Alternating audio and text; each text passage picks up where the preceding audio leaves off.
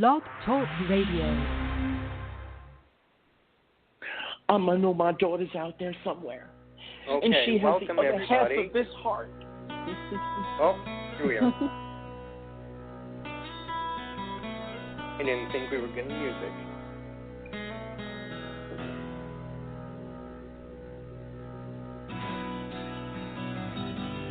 Welcome to Take Two Radio. We are pleased to bring you interviews with people in the entertainment and music industry, discussions and recaps of the 4 remaining daytime soaps. That's The Bold and the Beautiful, The Young and the Restless, General Hospital, and Days of Our Lives, as well as various other shows. For upcoming and previous shows, check take2radio.com. That's with the number 2. And you can find us on Blog Talk Radio, iHeartRadio, iTunes, and other streaming apps. Follow us on social media at Take2 Radio, and thanks for listening. Hi, good evening, everyone. I'm David from Take Two Radio Soaps and Review, and tonight I have Candice and Anthony joining me. Welcome, guys. Hey. Hey, everybody. Good evening. Hey, everyone. Good evening, everybody. Our Carolyn is under the weather, and Pam is with a medical emergency at home and celebrating her daughter's birthday. Yep. Happy birthday to you. Dun, dun. And I want to say a special prayer to her grandson. So if you join me for about a moment of silence. Absolutely. Mm-hmm. Get well soon, Julian. Thank you, guys. Get well soon, Candice. Carolyn, I mean. And we love Carolyn, you, love you. Carolyn. We miss you. And today is a special day that I wish she could have joined us because today marks Carolyn's 5 years on the show to this day.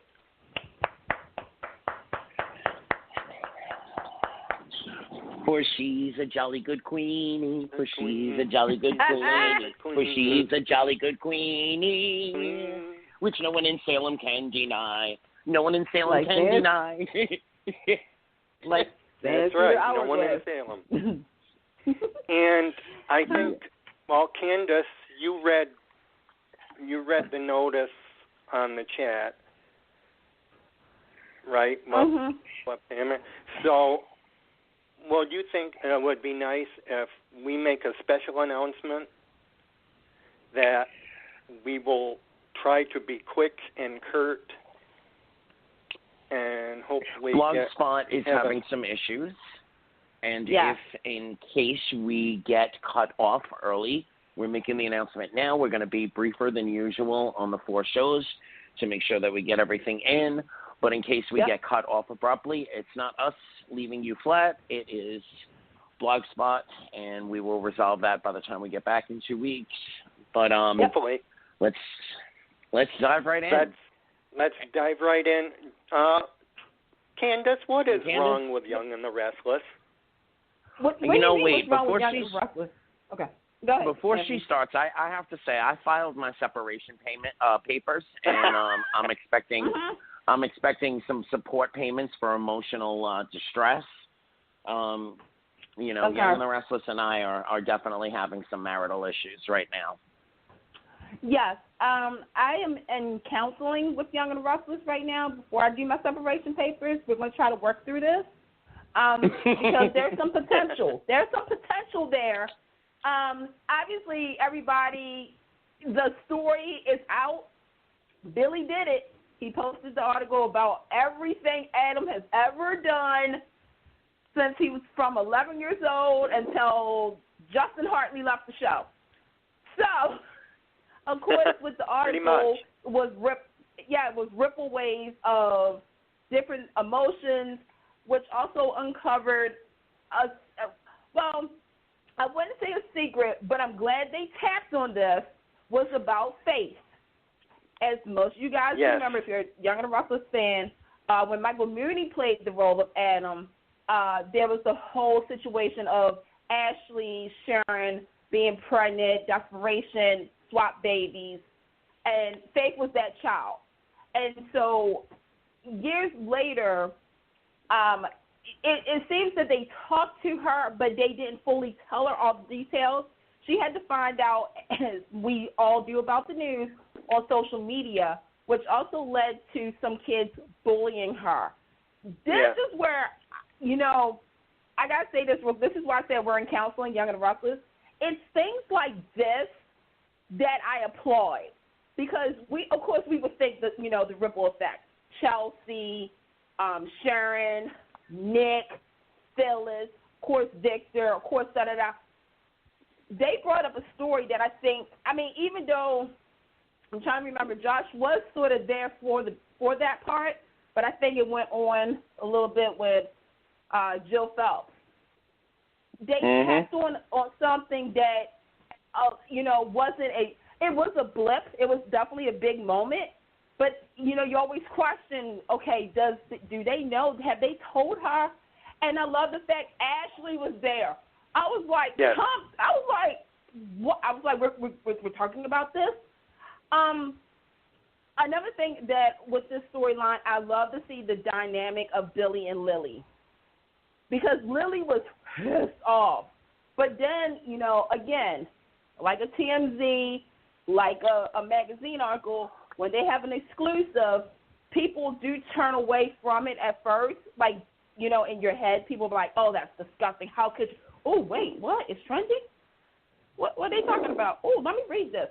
That's what they were doing with this storyline. So my question to you guys is, how did you feel about everybody's reaction to Adam's article? Do you think Billy should have pushed send or now? Okay, so I'm going to take the dual kind of, you know, look at this. On Billy and Billy alone, I understand why he hit send. I understand that, you know, there comes a point in time where you're just bashing your head year after year after year, and at some point you want some credence to, you know, to how you've been feeling all these years. I get it, you know, but then, you know, the other side is you have lived through enough of your own situations to know that you cannot control what's going to happen afterwards. And when you do something like this, you are setting up everyone in your life, people that are not even in your life right now, that will end up being, you know, peripheral damage. So as much as hitting that send button, you know, it might have been a gratification, might have been a, you know, a power feeling, like I can finally, you know, get the world to see what I see. You know, the thoughts, you have children, you have nieces, nephews, you have, you know, the rest of your family, you have the people that you've worked with. All of those people are all collateral damage to your one your one moment of vindication. So, you know, it's good storytelling, absolutely. And if they take, you know, here's my thing with the bullying, right? General Hospital did it, 2 years ago. They did a relatively good job, you know, in retrospect, you know, as far as it being a soap opera. Right. You know, but if you're going to do it, you need to really do it. You know, in real life, if a story like that were to break out, let's say in you know, Staten Island, New York, or in, you know, right outside of Baltimore, Maryland, that child is going to go through it. You know, your mama did this and your daddy did this, and nobody even knew who baby you was for this, but you know, so if you're going to do it, really do it. If you're doing it to check off, we did a public service announcement for a couple of episodes, then don't bother. Now, I'm not saying that that's what they're doing yet. I'm just saying, based upon the history of what Young and the Restless has done in the last 5 years, I'm really skeptical. There were so many other ways they could have went with this storyline, So unless you plan on making this a ripple effect storyline where this goes on for a couple of months and there are layers to the bullying, etc., counseling involved, and I got to say this, I'm sorry, Young and the Restless, I have tried to give every opportunity for us, Candice is in counseling with you right now, and I know she's given it every opportunity that she can. Yeah, we're trying. The mother, cancer. What happened? There are still emotions that need to be told. Now you got the bully, Young and the Restless. Well, I think right now, I'm just gonna say, not to cut you off, I do want to say that they do have a story consultant over there, and there's certain. That's why I said I'm in counseling with Young and the Restless, because I've noticed in the last, since Susan, quote unquote, been back. They say September 1st. She was back there by August. She was there already.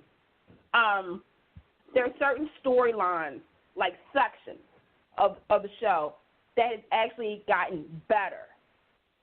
And I don't want to, and for the record, yes, Josh is still the head writer, but sometimes it's always good to have somebody to help you rearrange a storyline to make it work and to satisfy the purpose of what the story is.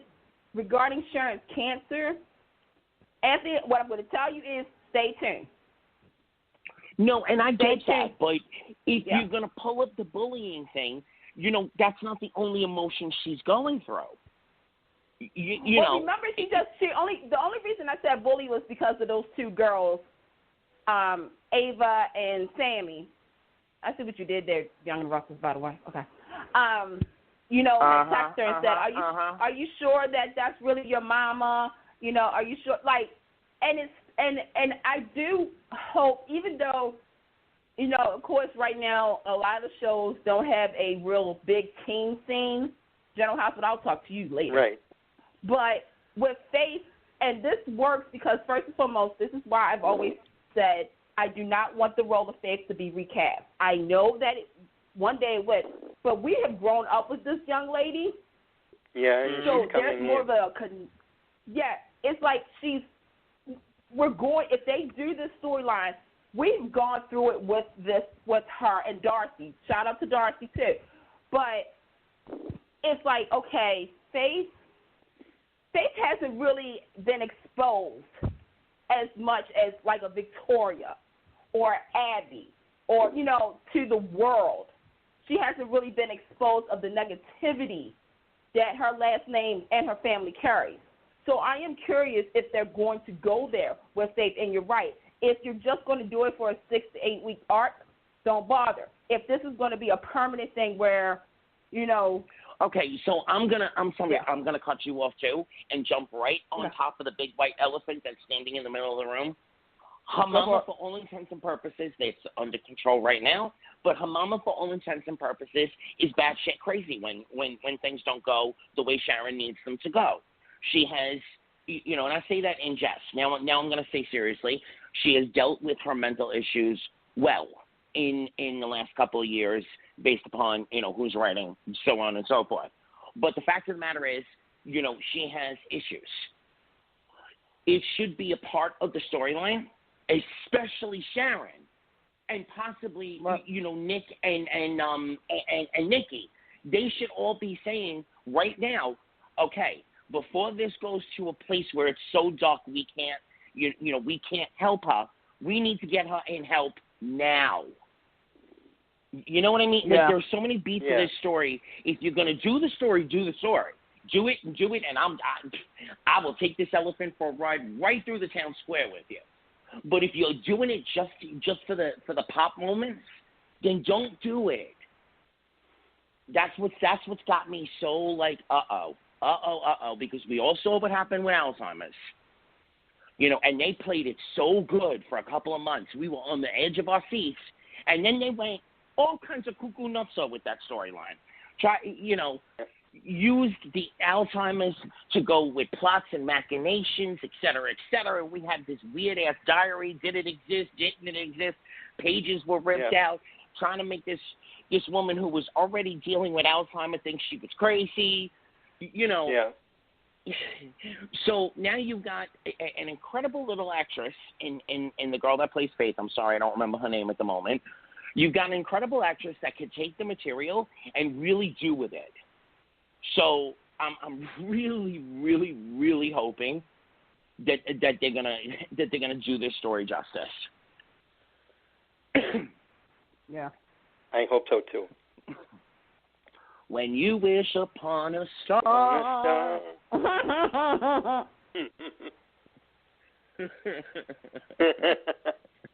Now, about the rest of the cast. Chelsea, I love Melissa Claire Egan. Loved her as the other Crazy Annie because, the original Crazy Annie, well, we'll get to Nina in a little while. But, the second Crazy Annie, loved her as the second Crazy Annie and loved her in the first and second round of Chelsea. But I don't know who this chick is anymore. I didn't know her when she was stacking money up in the wall, why she needed to when she was rich. And since she come back, I still don't know her. I don't know what they're doing with this character. And okay, let me see. Hold on, guys. I'll be right back. You talk. I think I got a phone call. All right. We got someone on hold. Let me see. You keep talking. And I love Mark. And I'm going to be right back. As an actor, as what he has come, guns blazing.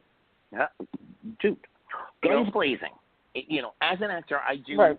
I love the guy, but the guy. If we got a shocking Adam got hit by a bus tomorrow, and the actual decapitated head was put on display at the funeral, I would not be upset because it just. Okay, I'm done. Candice, please take it. Please take it. Candice, you want to take this one over? Yeah, I want to say this, is that, I too love Melissa Claire Egan.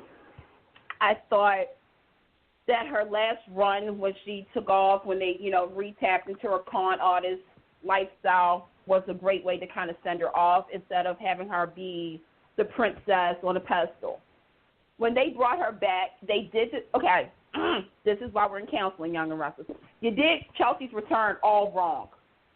You did it completely wrong, and I don't know if you have figured it out yet, that Chelsea was not supposed to be forgiven for certain things. She's no saint. Her and Chloe being best friends forever, I don't think so. Her being a ride-or-die chick for Adam. Okay, look, Chelsea and Adam fans, hear me out on this. I know that they're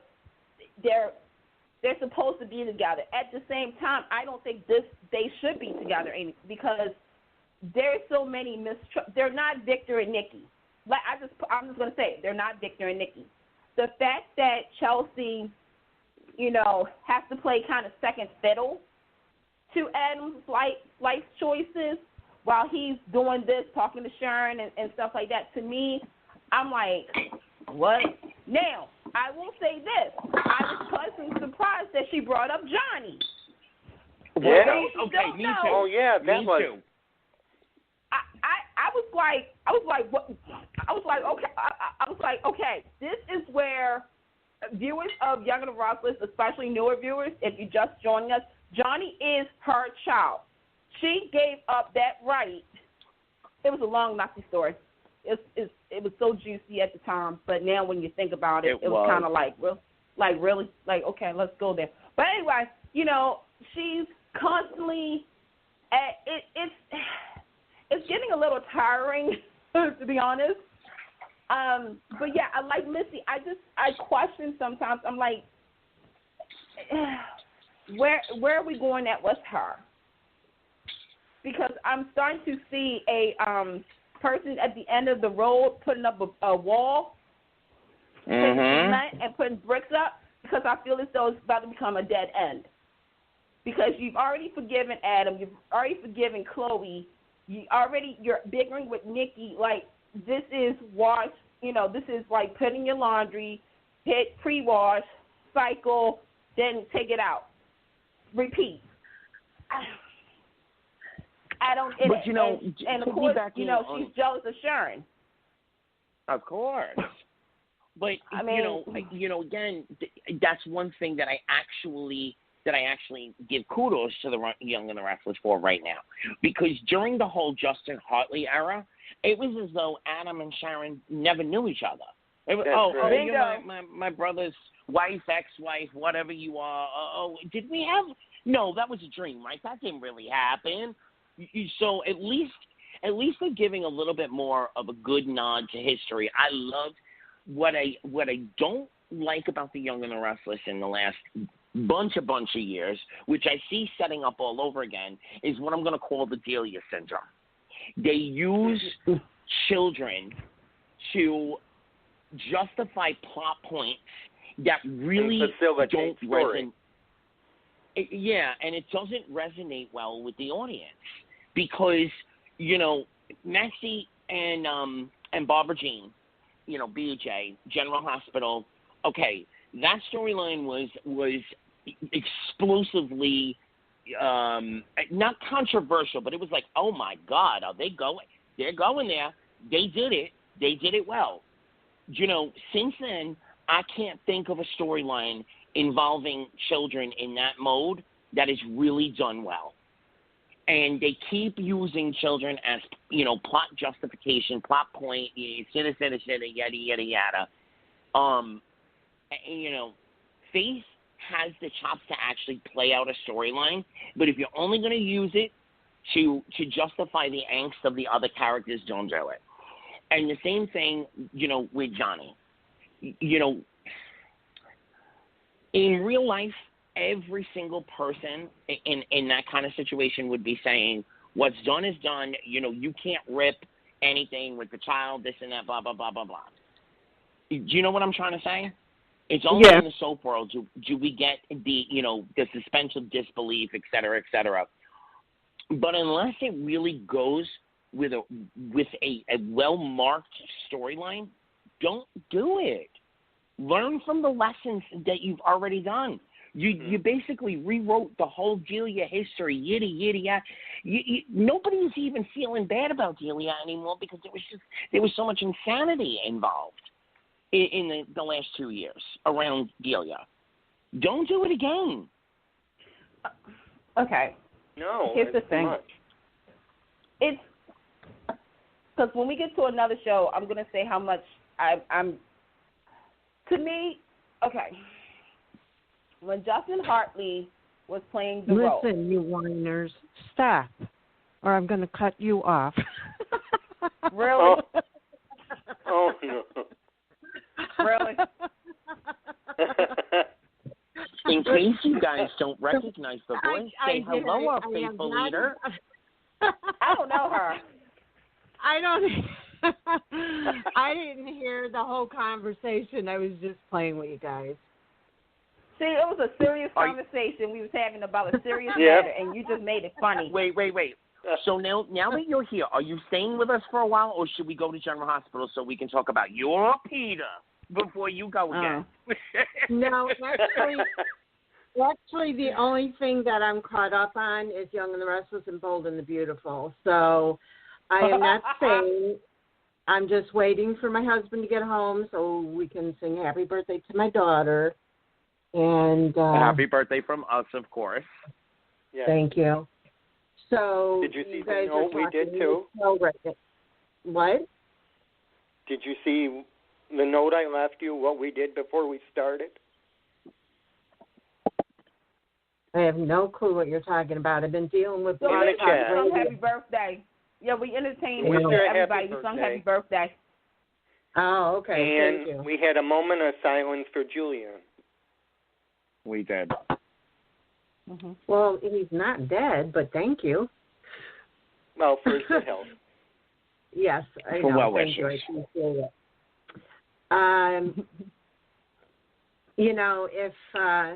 If any people are listening out there, which I'm assuming you are because I see the numbers a lot of times on listeners, I just want to say that if you don't see us on Blog Talk Radio for the next show, we may be finding another venue. So, all right, back to the regularly scheduled show. What are you talking about? Young and the Restless? Sorry, yeah. I'm in a mood today. You know what? Candice and I are getting in the back seat. Girl, take the wheel, Pam. Take the wheel. Come on, girl. Make sure you don't leave us. No, I told you guys earlier that I had an issue with Blog Talk, and so it's just really made me mad. And I thought, well, while I'm waiting for my husband to get home, I'm going to call in and talk about the soap, so that way maybe I can get my mind to calm down. We made a special announcement to the viewers. I need one? We made an announcement in case we're abruptly interrupted. Oh, okay. Well, right now it's showing that we have our normal time, so we'll see what happens in about 4 minutes and 6 seconds. But anyways, with the Young and the Restless, because I know you guys have been talking, half hour about it already. I've got a lot of issues with it, and I'm sure that's what you guys have been talking about. But one thing I want to say is I wish in a way, even though we know that they're dummies, and I don't mean dummies like they're stupid, but when they're making out with somebody that's not their respective spouses in real life, they're using dummies on Bold and the Beautiful, and at least it gives you something, some closeness, like some sort of reality, versus Young and the Restless, everybody's just constantly standing away from each other when at times there's scenes that are ruined because they're standing 6 feet apart, and it's a romantic scene. I mean, it's just, with all the physicality that we see in soaps, especially with love scenes, for them to go cold turkey like that, it's just making me a little bit insane. And say, okay, I'm sorry, I don't do I told you so very often, but I am gonna have to step up and say, as we were discussing a couple of months back when we were told that protocols were going to be put into place and this and that, I heard what a lot of the soap fans were saying. They don't want they have to deal with COVID, 23 and a half hours out of the day. They don't want to deal with it on the soaps and this and that. But if they weren't going to be able to give us the quality of love in the afternoon that we were used to, that I wished one of three things. Either A, they address COVID, or a COVID equal situation to justify the protocols that would be put in place. B, take the stories in a direction where they go out into Adventureland. And, of course, General Hospital is the king of that type of storytelling. But that doesn't mean that General Hospital is the only one that can do it. Go out into Adventureland so that we're not looking for that closeness. We're not understanding that, somebody is sitting at, a dining room table, and all of a sudden what was, 4 chairs is now 26 chairs apart. Or 3, to morph the love stories into, interesting, using some, technology and text messaging and FaceTime and things to dupe us into forgetting about. If you want us to forget about COVID, then give us reason to forget about COVID. Trying to tell the same type of storytelling with the protocols in place is deteriorating the story, like Pam just said. So I really. And what about green screen? Why can't they do green screen? Okay. Because it costs too much money. It costs too much money, and we're at a point where I think people can pick up on the green screen.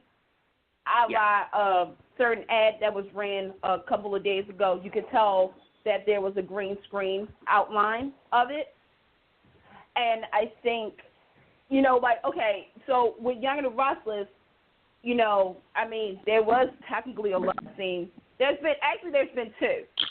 The way that they did with Nick and Phyllis, how they had a close-up of Joshua and Morrow kind of leaning in and leaving you with your imagination of what happened.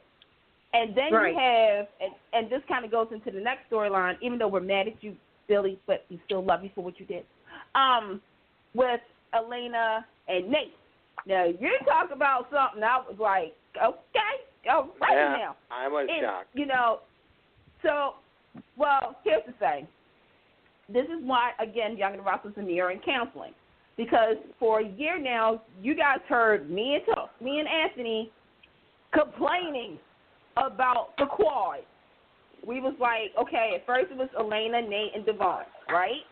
Then when we found out that Michelle Morgan was coming back, everybody and their mama was like, Hillary. She has to come back as Hillary. So we said, why? So they can have a quad. Okay, as we know, that Amanda St. Clair is the twin of Hillary. Y'all following us so far? Because we told y'all that was going to happen too. So now they're trying to put some interest in the quad. So now Elena is kind of fighting a ghost, and she's getting very insecure. Here's the thing about this storyline.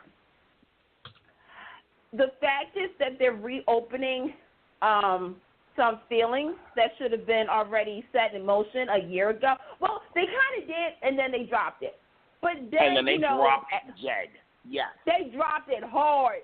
And now you had Jared. Y'all remember Jared, right? He was the boy. He was like, okay.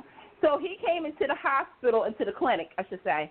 And, you know, emotions run high when you're about to lose a patient and stuff like that. Sorry. And not only that, but they were drinking on the job. I guess this is Grey's Anatomy for GC. I don't know.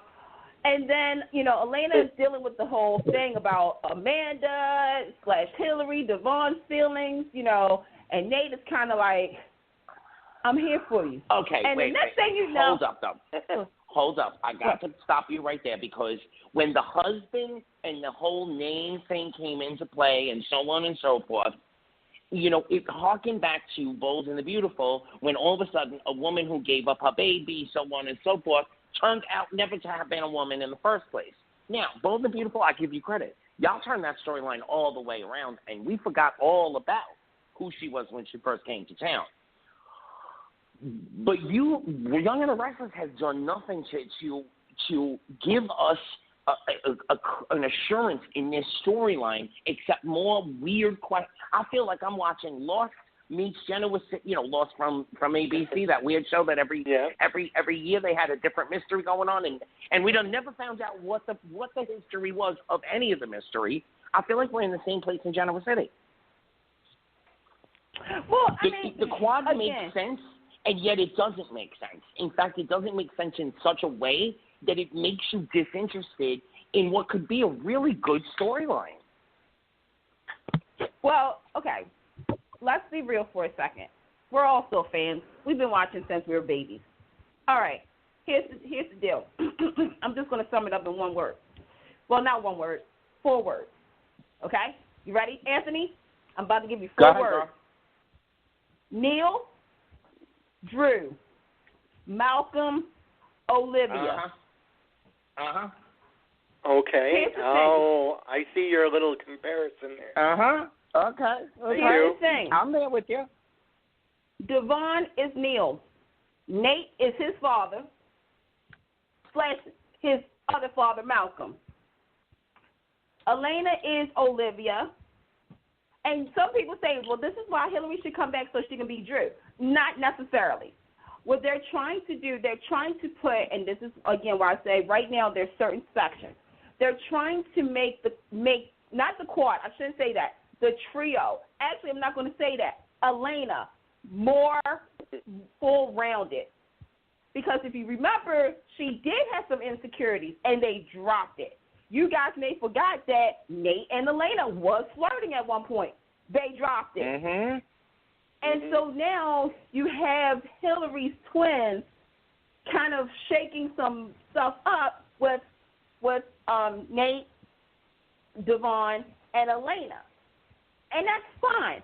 But here's my problem. Everybody remembers the gala, the Victor Newman's thing earlier this year. Remember? It was nice, you know. Yes. And remember Amanda's ex-husband, Ripley? Okay. Young and Restless, you know where I'm about to go. People who are listening to the show, you know where I'm going at because I've been complaining about this for a jump. Y'all didn't even know that girl was going to be the twin, because if you did have that storyline already etched out, you would not have had her ex-husband's last name being the surreal name of their biological mother, Ann Turner. Yes, I mean, not Turner. Y'all know what I meant, because that's Hillary's name is Ann Turner. Turner is the name of the ex-husband. So, in retrospect, the whole Hillary Amanda's twin thing is a go-to story part for when you kind of don't know what else to do with the character. What they should have done is she should have been a doppelganger, and either one of two things. Hillary was not dead, and the doppelganger died. That Kane slipped her in to play the role and had Hillary somewhere else, and boom, you have a whole arc of a storyline till we get the real Hillary back. Or she was a doppelganger. Hillary was really dead, but she was playing, I don't know who this Hillary is, and then I'm going to think I'm Hillary, and then I'm going to find out I never was Hillary. I was the doppelganger all along, and boom. Oh, Lord. To make the twin, after the storyline that they had told up to that point, it negates everything that they're telling now. It makes it just makes it so far. Okay, so with that storyline, that would be for Days of Our Lives. I'm going to break it down to now listen to this idea, because this is where you play the history. As we all know, Colin wanted Devon's money, right? We all remember this, correct? Okay. Right. Yes. Yeah. In order for Colin to get Devon in an emotional situation. Now, keep in mind, he already lost he lost Neil. It was almost the 1-year anniversary of losing Hillary and the baby. How could you screw somebody else up mentally by bringing somebody who looks like your dead wife to make you vulnerable? Okay? Yep. So, Colin finds this chick in St. Louis, okay, who looks just like Hillary, unknowing to her that she looks like Hillary, okay? What we find out is that she wasn't born with that face. No. Okay, here's where we play into history. Do y'all remember the doctor who gave her the experimental drug when she had quote-unquote amnesia? Well, okay. So, and Michael E. Knight played that role. We could have done a recast or something like that, because he was kind of obsessed with her a little bit. So what if there was a woman in St. Louis, and trust me, I did my research on this. We could have had him get off screen, and somebody found his medical notes, et cetera, et cetera. We didn't even have to recast the role. But that would have been an excellent storyline. That this woman did not have this face. Like, she had another face. But because of his obsession, he molded her. Surgeon, molded her facial and everything into Hillary. Not thinking anything of it. So this woman unknowingly takes a job as a lawyer. She needs money. She needs to pay bills. She comes to the GC. Here's where you messed up, Josh. If somebody keeps looking at me saying, "You look just like somebody I used to know," and then she could have said, "Well, who?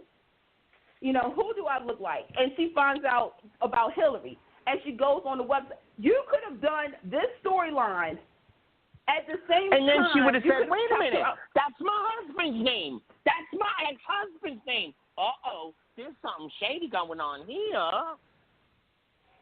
Or just like have her be, because, okay. And then we're going to get on to another show real quick. Yeah. But, after I asked them about everything, my problem with Young and the Restless is that, okay, I knew when they was going to do with Amanda from Jump, because that's what they did with Mariah. And what I'm about to say may or may not offend somebody, but here's the thing. We fans love our actors.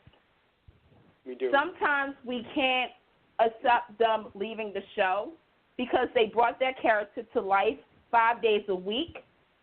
They've been forever amount of years. Michelle Morgan killed it as Hillary.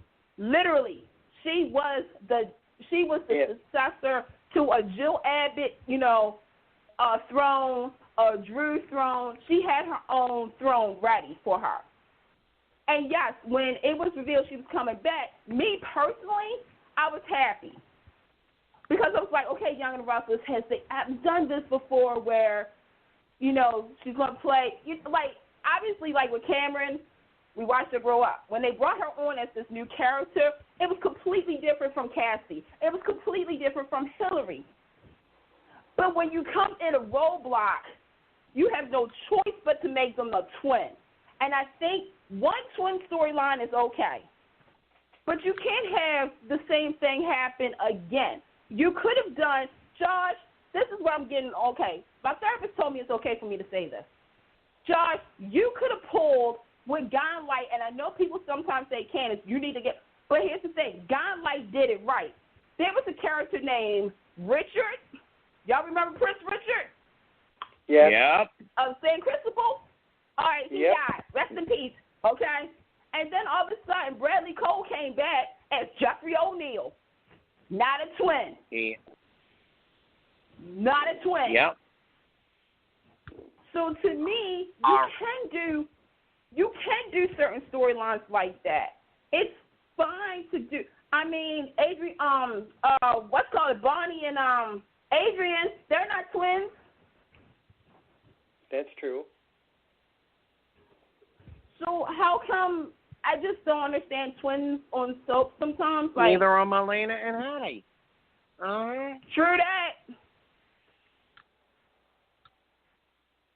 I don't know. All right. But, let's Elena go to LA. Sex. Oh, Lord. I mean, come on now. Come on. Can we give a round of applause, please, for the one storyline that's actually that still makes me tear up. I'm just going to say it. The Emmy Award winner, Jacqueline, well, she already won one, McGinnis. but she's going to probably win it again. Jacqueline McGinnis Woods. Say her name with the respect right there. I know a lot of people. Yeah, I know a lot of people were kind of against it, but let me just tell you, those were real emotions. Real time, because yes, you can get addicted to pills real fast. It doesn't take weeks. It doesn't take months. It doesn't even, I mean, she played it. When did y'all, okay, y'all know what scene I'm about to bring up. And Candice, I do remember you saying, Candice, I do remember you saying in another podcast that she did her research. She did. She went on YouTube. If you guys check out Michael Fairman's interview that he did, she went on because she thought the same thing. Okay, so wait a minute. Let me clear the board real quick. This storyline was already presented to her before the shutdown. Okay, so around February, March. Okay, she did research to see how quickly everything can snowball, how it affects other people and their orbit. We know people that live down the street. And the thing is that you have to also think about what kind of person Steffi is. Steffi is a one-woman machine. She's a workaholic. She's CEO of a company. She's a single mother. She's a daughter. She's, da-da-da-da. There's a lot of people relying on her. And if she's weak, that means the whole business can collapse. She doesn't like being in pain. And I could say, I think everybody, when we get sick, what's the first thing we be saying? It's like, okay, we got to get better so we can do this A, B, C, and D. Like, instead of taking care of yourself, we're so in a rush to get back to the normal. So there was a scene where Steffi finally broke. Homegirl broke in front of Liam, Hope, Brooke, Ridge, us, the mannequin. Well, there was no mannequins in the rehearsals. But there might have been a blow-up doll in the corner, though. There might have been a blow-up doll. It wasn't. But I want to know from my co-host, how did you guys feel in that moment, reliving that scene, when Steffi said nobody was there for me, when she lashed out at Ridge, which I applauded, how she told Liam how she threw Brooke and Hope under the bus. How did you feel about that scene, Anthony? Okay, so what I'm going to say first and foremost is it's no longer the Bold and the Beautiful. It's the Bold and the Steffy Forrester. And, whatever Spencer, not Spencer, used to be Spencer, might be Spencer again, but we love the new doc. But I digress. There was so much power in that performance. Like, the last performance, there are two performances in the last 10 years that have rocked my world, right? We all know this. I have said it before. Sammy in the dream sequence when she found out about Abigail and EJ. Oh, my God, okay? And Ava Jerome when she was outside that body bag. Take your job! You want to right now? Those are the two, beyond a doubt, best performances in daytime in the last 10 years. And now I got a third one to add. And it was when Steffi broke down. My only, I have one gripe with the whole scene. One gripe and one gripe alone. I'm just going to say one word, Candice, and then I want you to go with it. Okay, two gripes, actually. My first gripe was, okay, there you go. That's my first gripe because it's not as important. My second gripe, here's the word. It's a name, Phoebe. Go ahead, Candice. Yeah. Okay. If you go drag all the mud up that you were dragging, you need to jump on. What do you mean, which Phoebe? Phoebe, her twin sister. Oh, Phoebe, her baby? Oh, you're talking about that? Or you're talking her sister? She left out completely how everybody is always CRAPPED. I don't know. Yeah, I could say crapped. Yeah. How everybody is always crapped on her brother. She left that out completely. And that's what drove him to be, insane. And also the fact that she was left to deal with losing her twin sister while her father was philandering all over the place, Brooke, Baba. If you're going to bring up everything that was brought up, those two things should have been brought up as well. And again, as Candice pointed out, where was Mama? Out drinking the weird Kool-Aid with Sheila, probably. But go ahead. All right, so here's where I was like, I definitely see your point, but I'm going to say that the best part, because I've said so many times on various platforms that they need to have a special episode of Bold and Beautiful with Dr. Phil and Robin, where we have Brooke, Taylor Ridge, Hope, Liam, Steffi, and Eric, and let them see how those four, Eric, Ridge, Brooke, and Taylor's, going back and forth has affected the two girls. And because that's a generational situation that Steffi has tried to get out of, and she can't. She pulled something that her mother did by naming, their first child after the mother. Hope, in this moment, when Steffi was going off and everything, I was like, hold up, though. Wait a second. I said, wait, I got a little issue. Because to me, it has always stemmed from Ridge. And I love when she said that. However, I had a little issue because to me, Ridge has always put Steffi and them second, whether it's with Brooke or not. If it was something, crying out loud, he left her. When OG Steffi died and whatnot, Ridge was nowhere. And we all know why, because of the Kathleen situation. And the fact that Steffi and Phoebe and Thomas all went to Paris. So it is like Ridge has chosen them second best. However, the last couple of weeks, they've been playing on the history of how Steffi, because we can all go back to that moment. When Phoebe died, Steffi felt like something was wrong. She felt that connection. But let's go back even further. This is why I said she should definitely have a problem with Ridge. We was believed that Steffi died.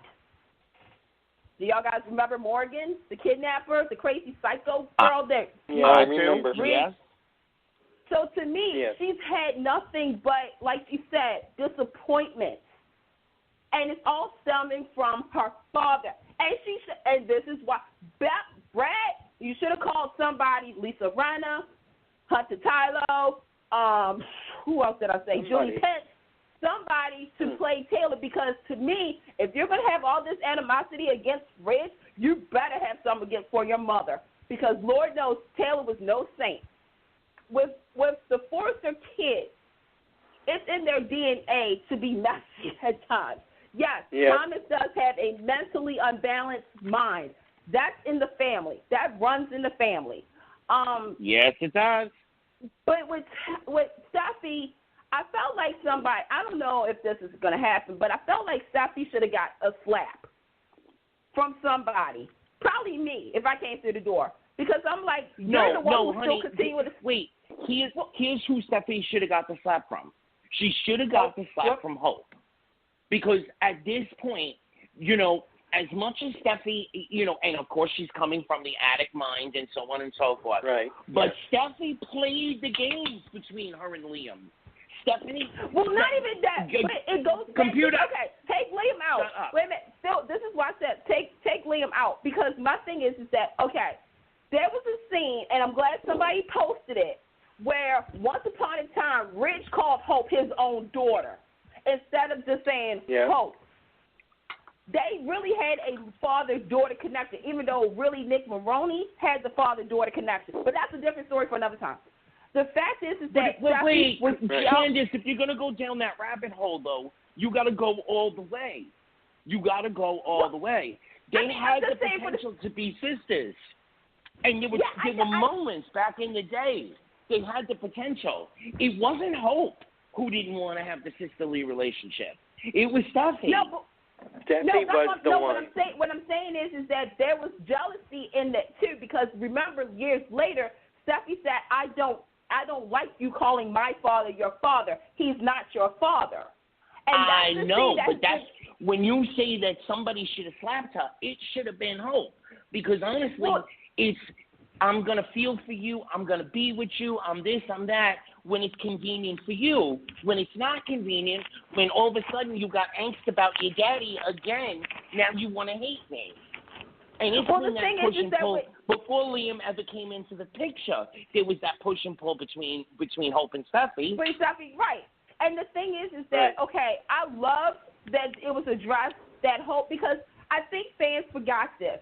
Hope, when the baby reveal situation happened, because Steffi brought that up too, she said that she felt as though everybody took everything away from her, and how quick Hope, came in and took. But Hope always has said, even when she was taking her child back, I will never forget what you did for my child. I can't repay you, but I am thankful that she had you. So for all those who said Hope never said anything about that when that all went down, yes, she did. And then she said it again. Yes, she did. She acknowledged what Steffi did for her daughter in the beginning parts of her life and whatnot. But it also hurted her because, like Hope said, you're a strong woman who can do, like, in that brief moment, Hope was giving Steffi her props instead of tearing her down. Yeah. It's like, okay, Hope is like, Steffi, you always been like this. You've been a strong woman. You da-da-da-da-da-da-da. I was waiting for her to bust out some Bette Miller, too. You're the wind beneath my wings. But she, pretty much said it. So, like, Steffi, like, it was one of those moments where you have to really sit down and think. Okay? Here is a woman who has it all. Beauty, money, she's CEO, she's a part of the Forrester.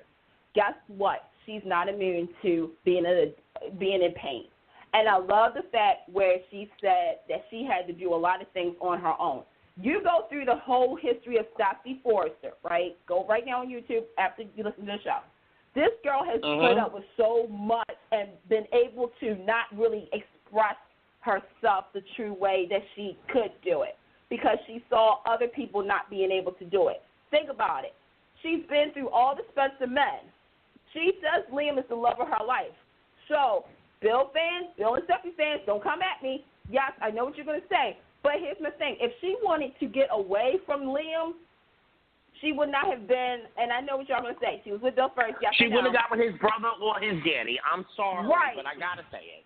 She wouldn't have got with his brother right. or his daddy. To me, the final, I mean, I love the scenes, and yes, in the interview she did with Michael Fairman, the night scene, which I was like, oh, shoot, Steffi's going gangster and everything, that was Thorsten K's idea. So shout out to Thorsten K, because he felt as though, you know, how Ridge always connects with Steffi is by a hug. But how far gone can you be when you say, your granddaughter will never forget you for hurting her, just like I haven't forget. When she said those words, Lord, I seriously was like, shoot, she went there, and so and you could feel it, and they did that in one take. You can. In one take, and but I gotta go back to my original point, because that was the perfect moment for her to throw the ultimate slap, or to shove the ultimate knife right in the ribs, and say, just like you forgot your daughter. No, Daddy, not me, your dead daughter. Your dead daughter, who you never comforted me when she died. To me, that scene, like, okay, I love when Liam has said this, because, again, this is where I'm merging with social media, said what I watch versus what I was watching versus what happened on the show. First and foremost, in reality, anybody who has a child knows this, that when you're in pain, especially if you're a single parent, shout out to all the single parents out there, you're in pain, and if you don't have family around you, you're struggling. You're struggling, especially if your child is a toddler. We found out that Kelly is 4 years old now. God bless everything. So 4-year-olds are a little woo-woo. Wow, they full of energy. I love what Liam said. If the roles were reversed, you would have done the same thing. And the thing is that here's where Brooke could have said, and trust me, Steffi, they did, because they took my children away from me, your grandmother and your father. Mm-hmm. So that's the kind of thing like, I just feel as though, like, that was an opportunity, but when Steffi finally realized that how far gone, because when Hope said, what if she comes downstairs and sees you like this? But on the flip side, like, Steffi has lost a lot of things. Some people will say, well, she deserved it. Well, some things, yeah. But some things, unfortunately, like, she's lost her relationship with her mother. She's lost her relationship with... Poo-poo. Yeah. Yeah, okay. Anthony, side eye. We're gonna give Thomas a side eye. Because I think he up to something too. Liam, he is. Liam is the only thing, and this is Liam is the only thing that has been stable in her life. Think about it. For a decade straight. And if she couldn't have Liam, she had Bill, but she's still connected to. That's just like what she said about Ridge, always choosing Logan. Well, here's the thing. Brooke has always been inserted in Steffi's life because a couple of things. One, yes, she was married to Ridge. Yes, she da-da-da-da. But she works at Forrester Creations. So, yeah, you're going to see Brooke every single time. But with Liam, I mean, this story has gone. Oh, it's gone. It's gone, but it's still continuing. Tell me you weren't waiting for, her to turn. You slept with my daddy. You slept with my uncle. You slept with my granddaddy. My God! If she went on with that. But see, it is a half-hour show, so there is only so much that they can do, and I guess that's true. I do. But come on. They could have like cut the other storyline that's going on that show for all Steffi about Steffi's addiction. I wouldn't mind. That's the only story that I'm sure. I mean, because the thing is that you have the B storyline, which is Ridge, Shauna, Quinn, Brooke. Okay. We're all adults on the show. Well, I'm going to cut in here because I got to go. I just want to say that I was glad to see Eric throw Quinn out. Even though it makes me insane, like everybody else, that Ridge and Brooke, break up, make up, break up, make up, break up, make up, whatever. But as Catherine Kelly Lang recently said, get over it, people. Ridge and Brooke are always going to get back together. But I just like that, Quinn got busted, because I think that with Eric, saying he's had enough, that we thought that she was being evil, breaking up Ridge and Brooke again. I think it's going to bring out her evil queen side now. So she might take her frustrations out on Shauna. Well, I don't think so. I don't think think it's going to go in that direction. No, I think it's going to be more Brooke. On Team Quinn, though, if we look at the history of the show, why wouldn't she be? Brooke has slept with the brother, the father, goes back to Ridge every time.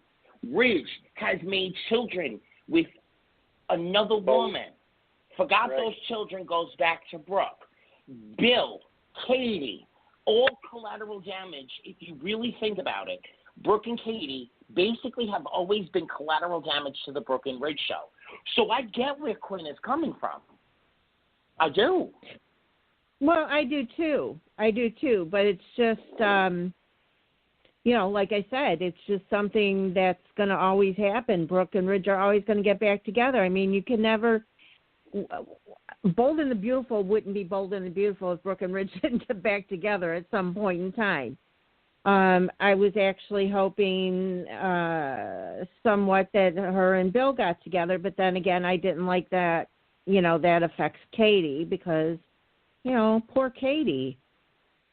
Girl, poor Katie. It ain't no good poor Katie. Katie chose that from being with Wyatt, getting her back broken and stuff like that, to being with, I think I just want to be in a relationship. No, she chose that. Let's not forget that she effectively gave her husband to her sister and then turns around, how dare you do this? What? Yeah, but I'm talking previous to that, though. She hasn't had a steady love life, and she's always getting some body part that's got to be replaced, So. Okay. She had Wyatt. Wait a minute. She had Wyatt. She had Wyatt. They had fun. And then it became, and this is why I was so upset with the show, because it became that they wanted to be in a relationship together. And I'm like, no. Then all of a sudden, next thing you know, I think it was she was with Bill, and then she was with Thorne. And it just, to me, Katie has to stop being such a, she needs to she needs to woman up. Right. Yeah. Okay, I'm sorry, but another white elephant in the room. We've got all the circus garb on it. Katie is the Elizabeth Weber, so to speak, of this show, because she's got so much to say about everybody. Girl, come on. She's got so much to say about everybody else's parenting skills, and the things that she says isn't necessarily wrong. And when she's more like Lulu. You know what? You're right. Actually, you're right. She's more like Lulu. Yeah. When she puts herself into these situations. But, honey, you saw what your sister has done consistently over the years. You saw what your best friend, because she loves her some Eric. Katie loved her some Eric. Deep down inside, she want to be with Eric. You know it. I know it. We all know it. You saw what these people have done to their children. And yet, look at the choices you continue to make. Yeah. Hey, you guys, real quick, I have to go because I have to record for this little soap opera that I'm doing. I don't know if you guys heard about it. I know, girl. You go, girl. So I have to go and record, but I wanted to say I love you guys so much. Make sure you follow us on Twitter, Facebook, Insta, and have fun talking about those other two shows. And Dave, I'm coming after you in 2 weeks. Okay, bye. Bye. Bye, Candice. Bye. Yeah, I just have to say I'm like so over Shauna and what's her name? Quinn? No. Oh, Flo? Flo. Oh, God, Flo. Yeah. They're boring. They don't, to me, they don't do Flo anything. gotta go. Yeah. Flo gotta go. I mean, Shauna really gotta go too, but there is potential. There is potential for Shauna, honestly, especially now that there's the rift with Eric and Quinn. Shauna needs to sidle up in there. If they're going to keep her on the canvas. That was a thought to me, too. Yeah. But she needs to bring some energy. Do you ever listen to her talk? Don't get me wrong. I love Denise. I mean, I've watched her in so many things. I just absolutely adore her. But for some reason, she doesn't seem to bring any energy to this part. She just no, it's like she's on Klonopin. I know. Yes.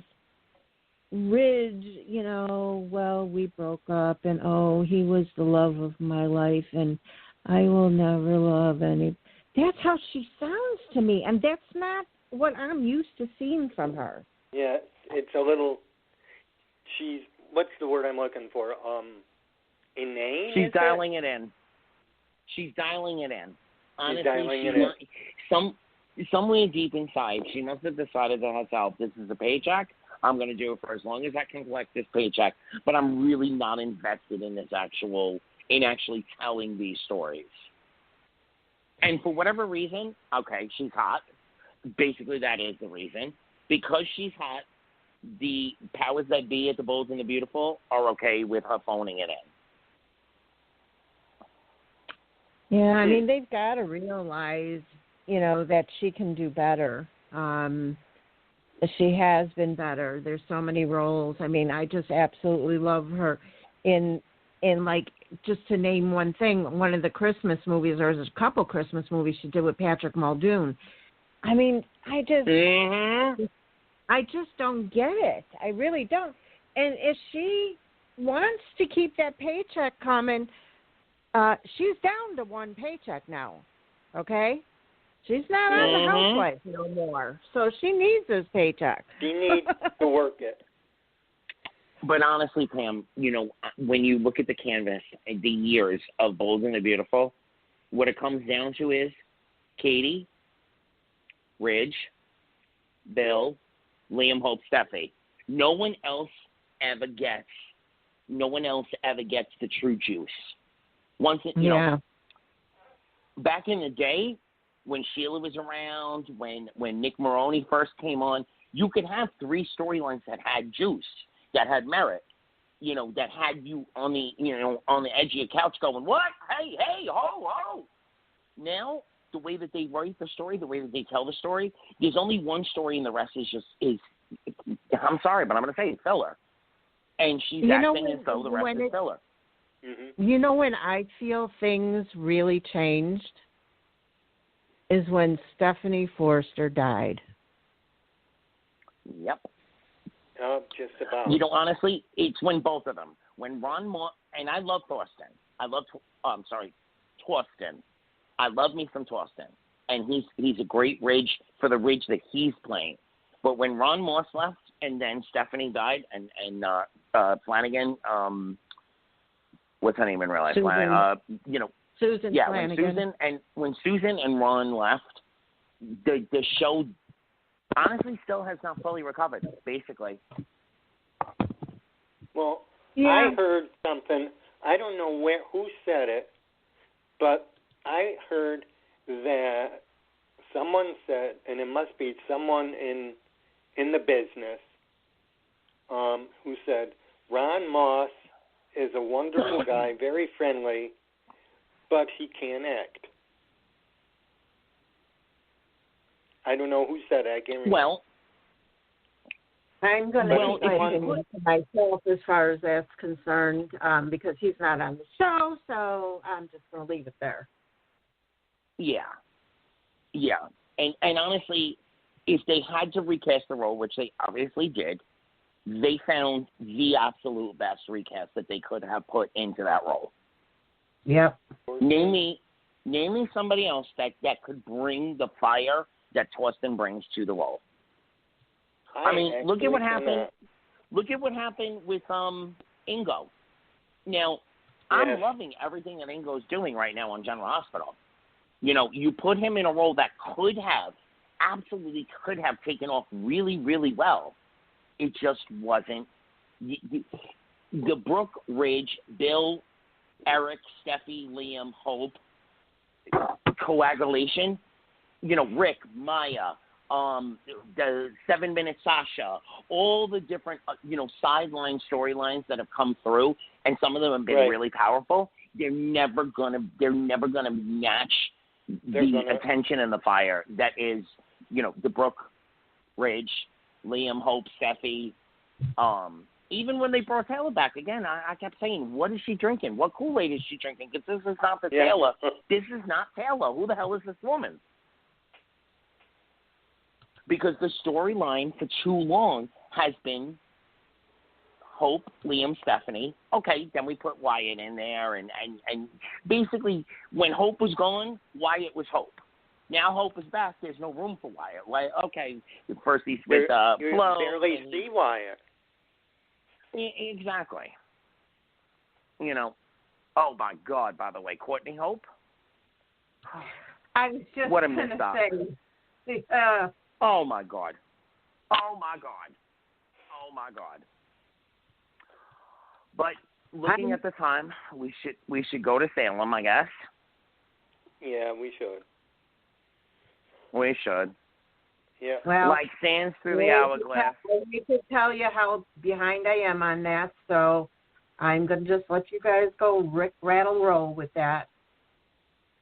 Well, I haven't seen anything this week. Monday, Tuesday, Wednesday. I haven't seen anything this week, so I'm up to Friday of last week. But like sands through the hourglass, these are the, oh, my God, years, if not decades of my life at this point. Okay. David? I'm going to ask you a couple questions. I'm really curious. It's you and me right now. Yeah.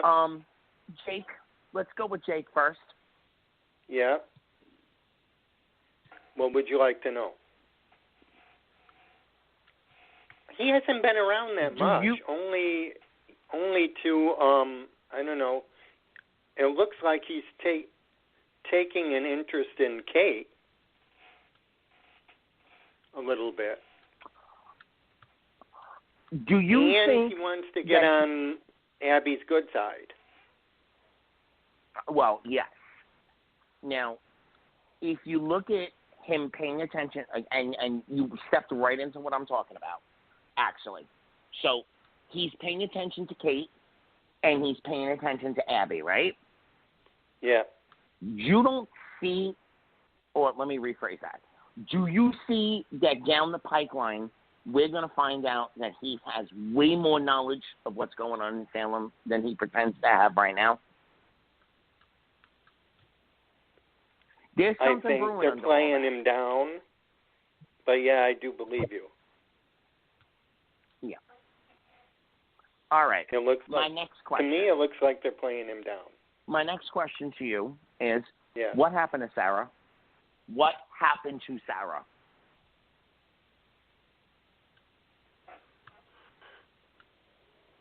You mean because she's back with Xander? Because she's back with Xander, because I mean, is this the character, is this the Sarah that came on, almost 2 years ago now? Do you recognize her? When you see her on screen right now, do you recognize her? She comes out a little bit in Perks. I mean, when they found out that Xander was responsible for getting Philip arrested, she came out then, if that's what you're talking about. She said, I'm not going to stand for any more of your tricks. You play fair, I play fair. And that's the only place I saw her. Is that what you're talking about? Other than that, she's not the. I don't know what they're doing. Days of Our Lives, Ron, you know, I got mad love for you. You can tell a real good story when you're pressed against the wall. But there's so much open right now, and you are turning characters into people that we don't recognize anymore. Yeah. Yeah. Hopefully, all I gotta say is catch it up. All I gotta say is Allison Sweeney, girlfriend, Allison, Sammy, come on now. Think about it, okay? Real quick. Yep. Who's the villain on Canvas right now? I'd say Gwen at this point. But we don't know Gwen. A Who is bigger Gwen? one? A bigger one? What? No, that's my point. They, you know, for the most part, they're watered Kristen, down. They're a few down. There's, you know, Kate is not. I don't know who Kate is anymore either. Kate's not Kate. I don't know who Kate is. You know, if they don't bring fire with Sammy to come back, I don't know. You know, Kristen is watered down. Oh my God, watered down, dilute. You know, they added toilet water to a bourbon and branch. I don't know what Kristen is no more. Brady, oh my God, I'm so lost. He's hanging in there. He's watered down. I think they all seem to be, you know, the extract has been diluted, so to speak. Here's my prayer. Here's my prayer, because the storytelling is actually not that bad. It's got me interested. It's keeping me going, but there's no. Sammy and Gabby are coming back. They have got to. They have got to come back with fire. Otherwise, this is going to fizzle out. Now, having said that, I would like to put a very, very extreme love to Miss, formerly known as Dixie Cooney, Katie McLean. Girl, welcome to Salem. Hello. She's going to start airing soon. She's going to start airing for about 3 seconds next Friday. Let me just add to this. I cannot wait to see Katie McLean. I love her. That is Melissa Reeves, we love you. We absolutely love you. And when you decide it's time for you to come back, I'm almost, not entirely, because it's Miss Katie McLean, girl. It's Miss Katie McLean.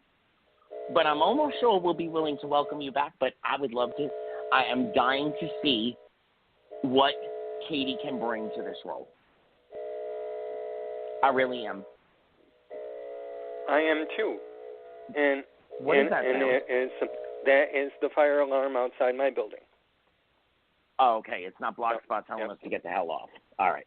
No. Nope. I'm dying to see what she brings to this role, and I really think, you know, we're down hope. You know, Jennifer is a good girl. She is. Yes, she but is. With everything that she's been through, she's about to lose her cousin, et cetera, et cetera, et cetera. That they're bringing in Katie, it's time for a refresh. Let's make Jennifer. You know, a little harder now. Yeah, and someone to reckon with. Someone to reckon with. Yep. That's the good one news. Last day. One last days. One last season. You know what you're missing. Go ahead, David. Go with it. Tripp has been accused of rape. Yep. Go ahead. And I don't believe he did it. Nope. Me either. And we all know what needs to happen so we can clear him. Just give that baby a DNA test. No, that's too simple. Yes, in real life, yes. In soap world, we got Miss Tamara Braun coming back. Okay? She can't. She doesn't remember anything. I can't believe she said she was drunk. And how can she maybe, and I don't believe it was Tripp because he's such. I don't think he did it. It's not Tripp, and she does. It's not Tripp, David, and she doesn't not remember. Tripp is the convenient and easy finger to point at the moment. This is Sammy's daughter, Sammy and Lucas. Now, I've loved Lucas from the moment he stepped on canvas, but he's a little bastard. Always has been, always will be. And Sammy, so, you know, as much as I don't like Allie, and I really don't, I'm sorry, but I don't like her. But I like having her on screen. You know what I mean? You like she's playing a part. I love to, you know, technically, I'm not supposed to like Ava Jerome. Although, you know, they have done a really good job of humanizing her. But we're not in General Hospital. We'll go back there later. Yeah. But back in the day when Ava was really Ava, you weren't supposed to like her. But it's, you know, it's more or less. You have to. You have to go with it. Same thing with Allie. She's Sammy and Lucas's daughter. I don't like her, but I like having her on screen. Especially since, you know, what they did to Kristen. Kristen, oh, God, what did you do to Kristen? You have such a great actress playing her right now. I mean, obviously, the Miss Eileen Davidson, if you would ever to come back, I wouldn't mind if, what's her name in real life? Kristen, Stacey Haddock. I wouldn't mind if she takes on Susan full-time and Eileen comes back as Kristen.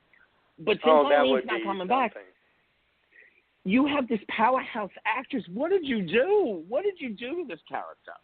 But I'm sorry, I digressed again. With Tamara Braun coming back and Steve, you know, needing to, you know, father up to his son and finally, you know, so on and so forth, that's where this storyline is going to go. And, God, please run, please run, please run. Do the right thing with this. Use the two of them. Use Kayla, because Kayla loves him. Kayla loves him. Not her biological child, but she loves him. I think use these people. I pray that that's where this is going. I pray. Me too. All right. Looking forward to that. Let's hop on the red eye and head to New York. Okay. I would like a refresher course, sir. Can you help me out? Yes. Okay. I can. Yes. Okay. So I was not watching General Hospital back then. Can you give me the lowdown on Jackie?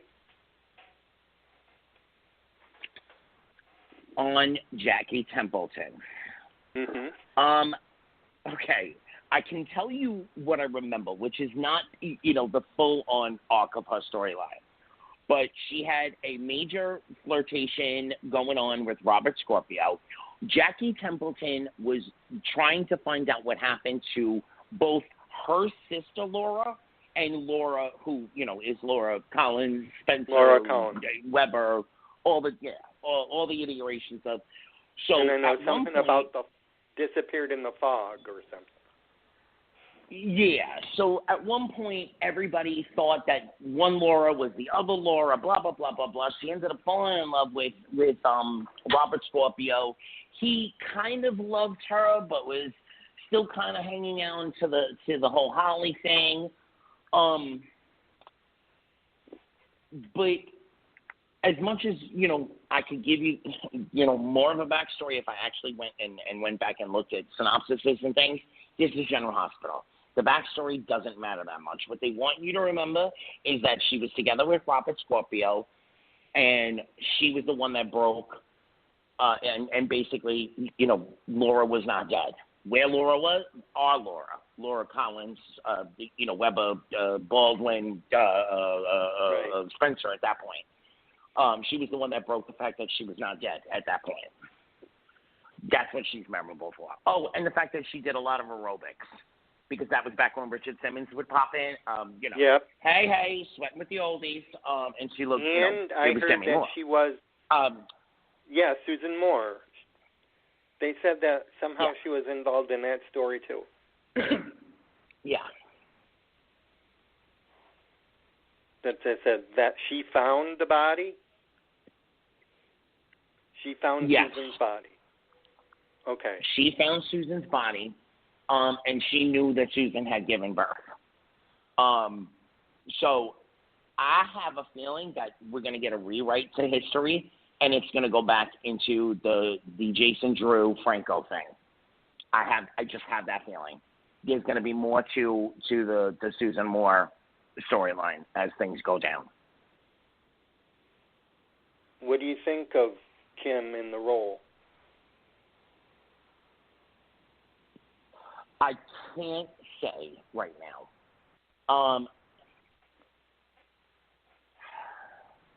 Okay, so honestly, I'm not big on stunt casting, but since this is a contract role and she's going to be around for a while, I wish they would have immediately had. I wish they would have immediately had something with her and Michael E. Knight, just to give us, a tease of that old chemistry. There hasn't been enough to see whether. I mean, she's a powerful actress. In everything that she's done. Back in the day as Jenny, Primetime, she's had quite a bit of success. She's a powerful actress. We haven't seen anything near what she's capable of yet. So as of right now, if you ask me what do I think of her in the role, nothing. I'm waiting for it to pop off. You know what I mean? Were you surprised at the other end? What do you mean? That she's Chase's mom? Oh, no, not at all. Nope. I know everyone was hoping for it. A lot of people were hoping for it online. No. But it didn't surprise you. No, it didn't surprise me. It's not going to surprise me when they reflirt with that chemistry between her and Michael Finn. What's his name in real life? Michael Easton. Michael Easton, yes. My brain is saying Michael E. Knight, but I know that's ex-Tad Martin. Michael Easton. Obviously that's where they're going to... Yeah. Go ahead. Okay. Yeah, no. So, I knew that's what was going to happen, especially when they kept talking a couple of weeks ago with the wedding guests, et cetera, et cetera, et cetera. I knew this. Yeah, I knew that's what was happening. Do you think they're going to go that route with Finn finding out that he is really Chase's father, or do you think they'll play with us and make the audience just think about it and then probably not even go that route? I can't make up my mind at this point. I don't think they're going to play with that. What I think they're going to play with is as this storyline progresses with Dante and Obrecht, I think we're gonna get a distraction of where is Hayden, and that one of the two of them knows where Hayden is. I don't think Hayden maybe way down. No, Hayden. Really? Holly we're not done with either. Yeah, no. I think once I think this is a big umbrella storyline that they're opening up, which, God forgive me, I love me my GH. I have been watching it since I'm 3 years old. But when they open up an umbrella storyline, they tend to not be able to actually close the umbrella, a.k.a. the twins, the whole, Ryan and what's his name, Kevin, Anna and Alex, Jason, we still don't know anything. They just dropped the ball with that. Because we don't know. I have a feeling that in the course of everything, it's not gonna be easy to pin everything on Peter as they think it is at the moment, and part of it. Anthony?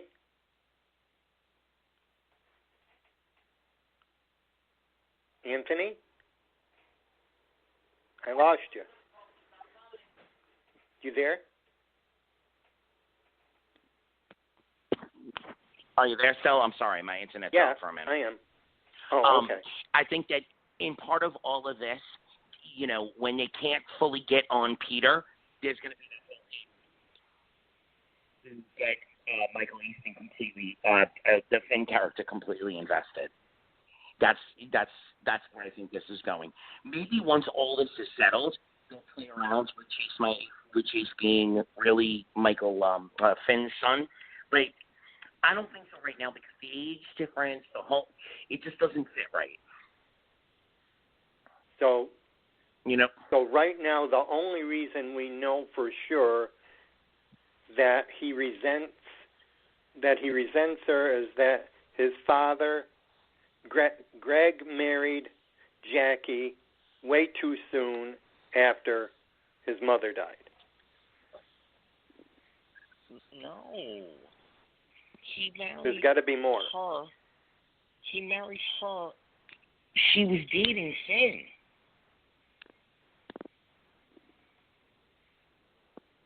She was dating Finn. You think she was dating Finn? Really? Yes.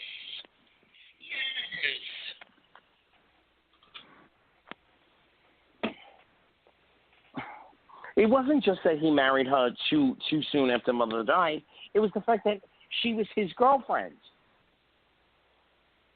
And then, boom, they got married. I don't know. I'm trying to wrap my around. Did he bring that out earlier when it first came out? No, they've never actually said that. But they've alluded to it enough in the past, and now that they're actually bringing the character on, it has to be where they're going with it. I see. It appears to have an interesting beginning. Absolutely. Now, I hope they carry it well. Is this gonna push Anna and Robert back together?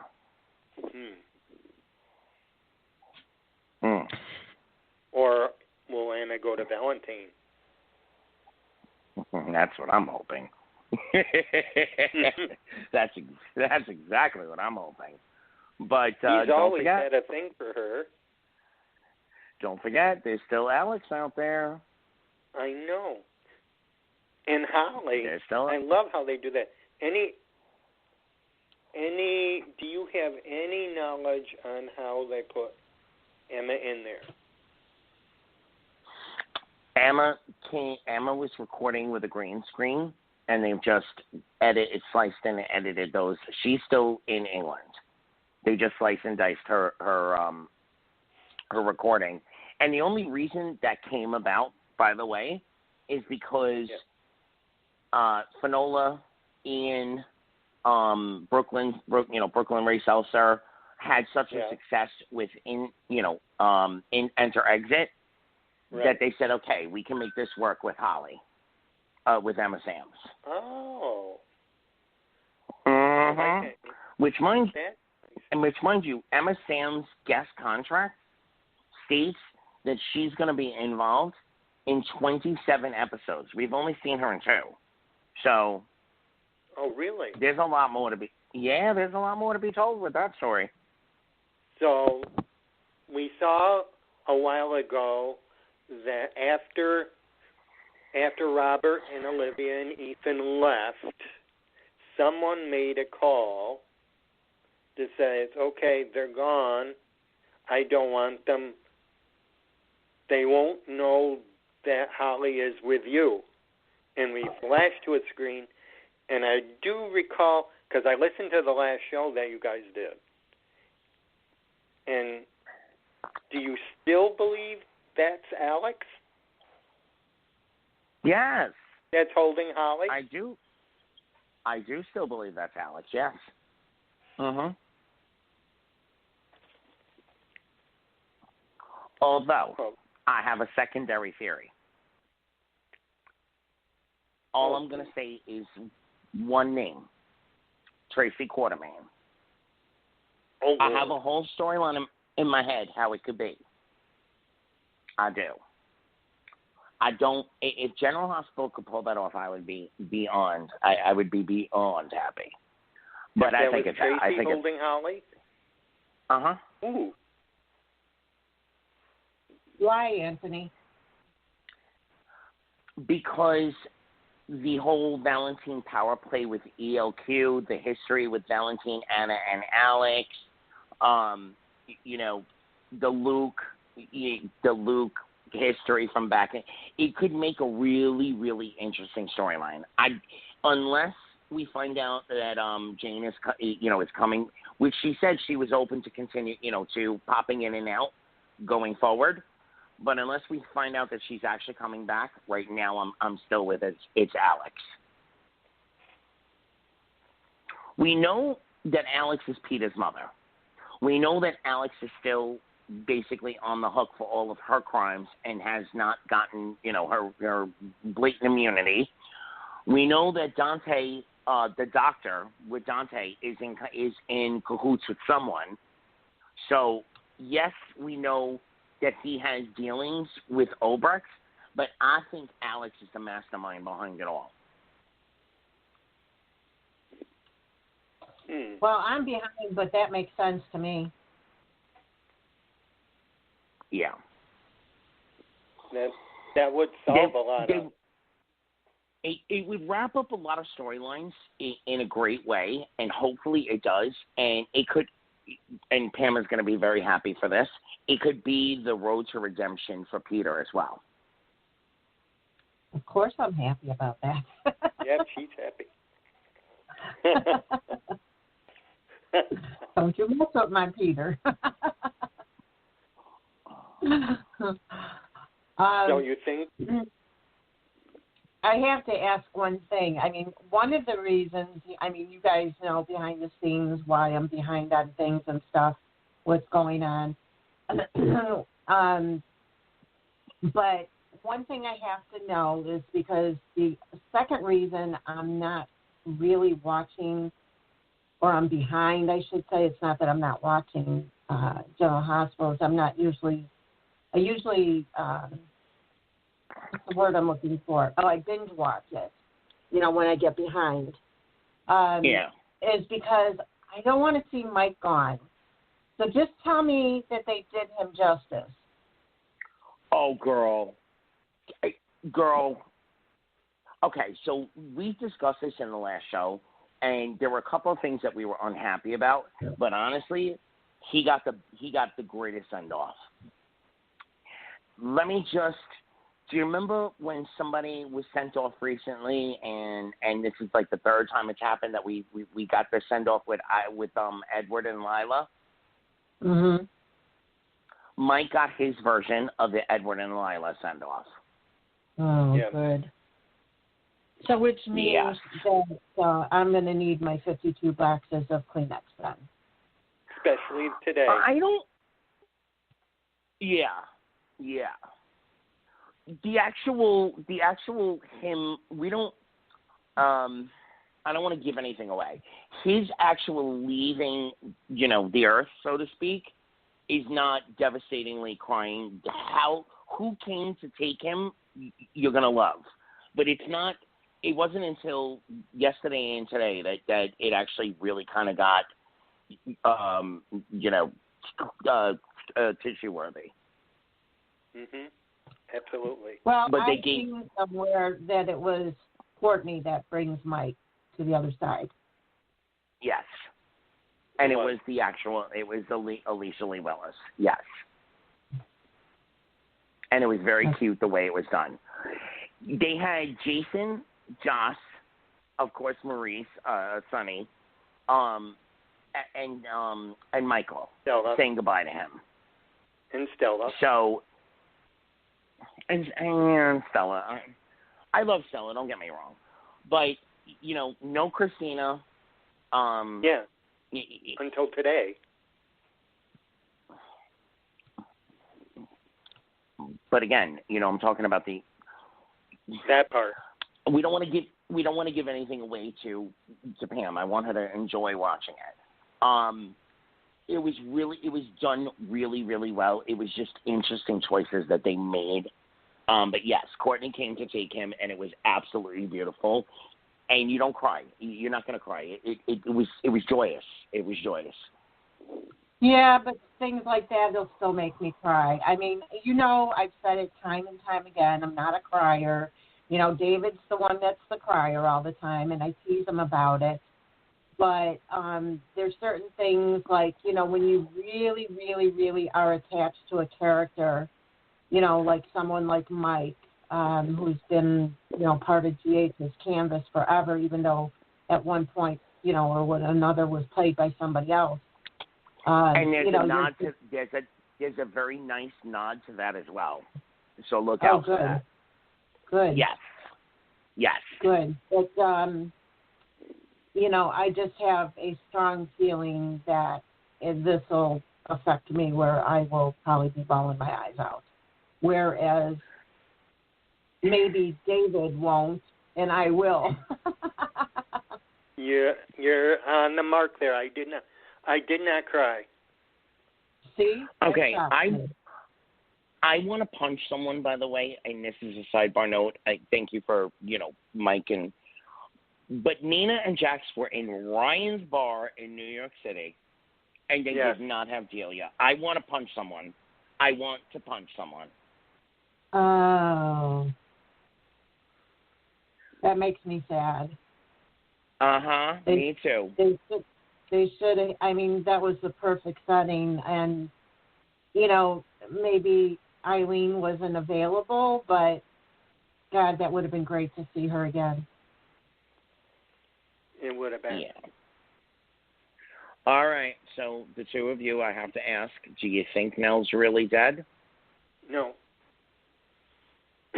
Pam? Honestly, I don't know, but I highly doubt it, for one. For two, do I want her dead? Yep, I'm done with her. All right. I don't think she's dead, and I'm not done with her. I want to see where this is going to go. I hope she's not dead. Ugh. Now, what do you want to see her do? I want to see her have all those moments with Nina. Honestly, they've given every moment that they possibly could to the relationship between her and Carly. There is nothing else that's going to come out of that. I want to see those moments with Nina. I want to see Nina pleading with her to please. I want to see where that. I want to see the interplay between Jax and Nina with Nell being in the mix. I want to see Nina stepping up to try to fight for her rights as a mother, et cetera, et cetera, et cetera. So I'm really... I'm going to agree with one thing, is that if they're going to bring her back, that she's not truly dead, and it goes to a different storyline other than the same crap we've been watching for how many years now, with this custody and the vengeance and whatever with Carly and with Michael and blah, blah, blah, blah, blah. If they're going to throw her in with Nina, then that'll, what is the word I'm looking for, brighten up the canvas or the story or the drolls or whatever you want to call it. You get what I'm saying? Mm-hmm. Mm-hmm. I want to see her actually be quote-unquote found accidentally with amnesia, whether it be true or more in the vein that I'm thinking, it actually not be true, but she's perpetrating amnesia to come back into the canvas. And, the whole Franco brain tumor thing, well, now she's got amnesia. She can't be held responsible for the actions beforehand, blah, blah, blah, blah, blah. Deal with the Nina being her mother. And then slowly the drips and drabs come out. Her memory either comes back or someone finds out she's faking it, et cetera, et cetera, et cetera. Yeah. I would love to, And then, basically the battle for Nell's soul. And I actually think with the way that they played it thus far, that if it went down that kind of road, Carly would actually jump on the bandwagon and try to help save her soul, which would be an awesome storyline to watch. Awesome. I actually do think that Carly would get involved because Carly, even though she had her thing with her, and, you know, couldn't stand what she was doing with Michael and the baby and all that, she has expressed many times, you know, that she really did care about now and that she felt sorry for her. Yep. All right. So, let's jump storylines for a second. Maxie. Brando. What was that about? That's a chem test, if you ask me. Mm-hmm. Wait a minute. Did you say Franco and Maxie? No, Brando. Did I say Franco? Brando. I meant Brando. I might have said Franco by accident, but I meant Brando. Ooh. That was some chemistry. Yeah, that's a chem test. They didn't mess with it. Okay, so possibilities. I'm just going to make the prediction. Carly and Jason are finally going to have a moment. Peter is going to get all caught up. He's going to go through all kinds of crap. Maxie is going to go through all kinds of turmoil because she's going to believe, oh, my God, he's done all this. He was what he said he was. She's going to need a shoulder to cry on. It's going to turn out to be Brando. But Brando is actually into Sam. Sam's going to find out what's going on with Carly and Jason and turn to Brando. And that's going to be the newest triangle. Brando, Sam, and Maxie. From what I've watched so far, seeing Sam apologize to Brando, I felt something there. So that was on my radar. No, you're not the only one who felt it. I did okay. too. Now I'm going to ask the next question. Go ahead. Did you not love seeing Alexis and Ned reconnect, reminisce, and find sparks? I always love them together. And you would love this time. Oh, my God, Pam, wait. You have to catch up, honey. And wait till you see what's coming next. Pam. I actually liked Alexis and Jax together, too, at one point. I liked the interplay between them, but I never had the romantic chemistry. I loved, the storyline that they put them in and why they were together and they built the friendship, but there was never a romantic chemistry there. But unfortunately, Alexis has fallen off the wagon. Yeah. And what we're going to see next week, oh, girl, hold on to your hat. Well, I have to say that I hope it's getting rid of Cyrus because he fired Bobby and Monica. No. He needs to go now. That's why Jackie's here.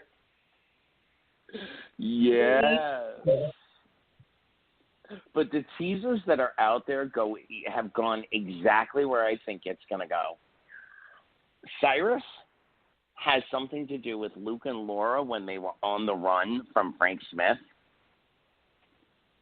When they were living in, I want to say not Beecher's Corner because that's where they go. That's the other town. Where was the diner that they ran for a while? Oh, is that before they came in? You mean in the 90s there? When they came back after Bill Eckert? Oh, God. That place. Cyrus comes from that time period. And we're going to see a resurgence of a one Miss Jennifer Smith. Although we don't know who's going to be playing her yet. She's been Roseanne. She's been Sally Struthers. Who else could play her now? And the other woman. You know who I'd love to see play her? Jennifer Bassi. Oh. That would be good. That would be great. That would be great. I'd love to see Jennifer Bassi come. So supposedly we're going to see Jennifer Smith come back for Halloween. And it has something to do with Cyrus. And we're going to find out what Cyrus's true obsession with Laura is. And it all goes back to... At that point in time, I would like to see Luke come back just to make an appearance at least with this storyline. Mm-hmm. Me too. Now I have to ask you both, are we loving, not caring about, or really, really disliking what they're doing with Ava and Nicholas? I like how they cleaned them up a little bit. And I like it that they finally found each other, if they couldn't just admit it. They don't want to talk about it, but it's there, so I hope they use it. Were you shocked that it was Scotty / Scotty / Franco, with Elizabeth like kind of going along because she really has no choice? Yes, I was surprised it was Scott all that time. I honestly thought it was going to be Valentine. I really did, because, Valentine is always behind everything. I thought it was going to be Valentine. Yeah. And when it was Scott, I was like, oh! But I knew it was Scott before they showed up at the docks, when he was sitting there with Bobby. I knew it was Scott. And when he got the phone message or whatever it was, I was like, oh, you got to be kidding me. Okay, it all falls into place. He's Franco's father. Franco came up with the plan. They need money. Bing, bang, boom. Here we go. But up until that point, I really thought it was Valentine.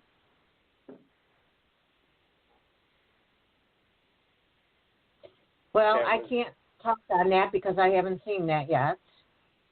But I would like to mention that I'm absolutely loving seeing Dante.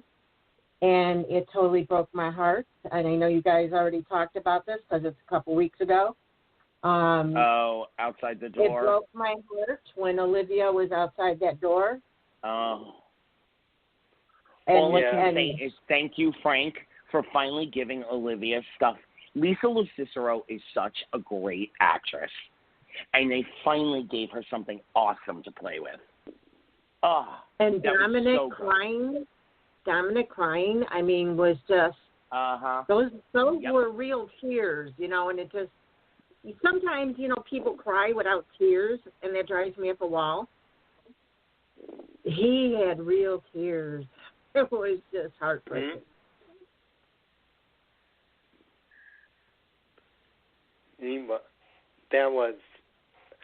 I was crying on that one.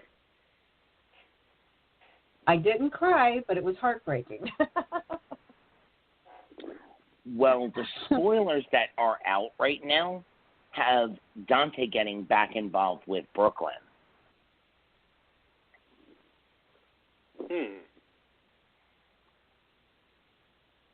That should be pretty interesting.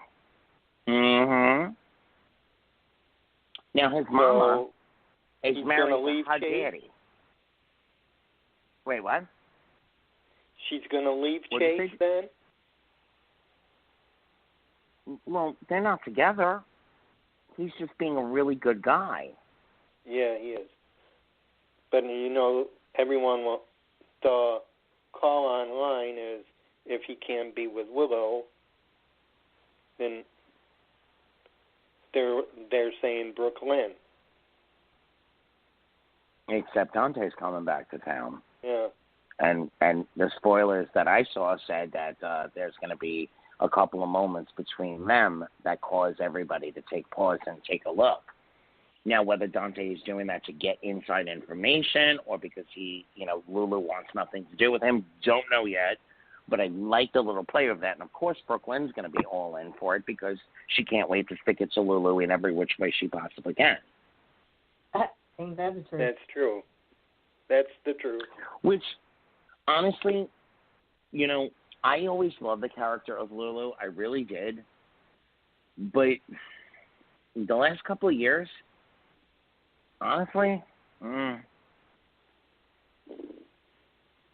she's a little watered down. a little watered down, a little too highfalutin. You know, she is not the daughter of Luke and Laura Spencer. I'm sorry. Julie Marie Berman? Absolutely. But this version of Lulu? No, not so much. Well, I think she was when she first came on. I think she was still Lulu. I think it was more so when after she got married to Dante when she became lukewarm and not so much in your face. We have just a couple more minutes, so I think it is time for us to give out information on where they can find all of us if they would like to send us any feedback to the show, especially with what's going on with Blogspot. Just reach out, let us know what you've been liking about our show. I am Anthony 31C on Twitter. David, your take? I'm Take Two Radio Crew at Twitter. Pam? Take Two Radio at everywhere. Take Two Radio with the number 2. Let me just add real quick. Do you guys see back to the Bold and the Beautiful? Do you see? I mentioned this on Instagram and I think on Facebook. Do you see a Zoe Zendi Carter triangle thing going? Yes. Oh, God, yes. She's flooding up. But don't forget, if you excuse my Maya's coming back. What's her name in real life? Well, it doesn't matter. Maya's coming back sometime this month, too. So it might actually be a quad. Okay. That works for me, but I still want answers of why her and Rick got divorced. Well, let's hope that we get them. Because honestly, if they bring them back... Yeah, if they bring them back without explaining it, I'm going to be really pissed off. But they brought Zende back without Nicole. I know. There's always been that chemistry. At least he explained it. It didn't work out. You know, he gave a reason why he's not with Nicole. Mm. We have no reason whatsoever of why Rick and Maya broke up. No, and where is the kid? Right. Yep. But there's always been a nice chemistry between Maya and Carter. So I am excited if they are going with a quad storyline with that, with the four of them, interplaying and all that. That'll be fun to experience. Right. And maybe we'll get especially if there's an off the canvas custody battle. Oh, 90 seconds. Sorry, Pam, I cut you off. What were you saying? So maybe we'll get Maya's parents back. I could give or take them, but, yeah. No, I like them. But if there's an off-the-canvas custody battle, that would be interesting and really dive into what happened with Rick and Maya. Yes. Especially, obviously he's truly a Forrester, but everybody loves Maya. So, oh, my God, yes, this is going to be some good story. Okay, guys. All right, everyone. We will be back in 2 weeks. Most likely on Blogspot, but if not, we'll let you know. Hit us up on our various Twitter handles. And until then, there are 4 soaps left. Keep watching. Oh, and congratulations to The Bay, which is now the longest running digital soap. And, wow. Oh, and our friends After Forever picked up a bunch of Emmys, and they just announced yesterday that they are filming season 3. So check out After Forever on Amazon Prime too. All right. I'm happy about that. All right, thanks everybody. Everyone. We'll see you in a couple weeks. Thanks, guys. You're welcome. Bye. Thank you. You all rock.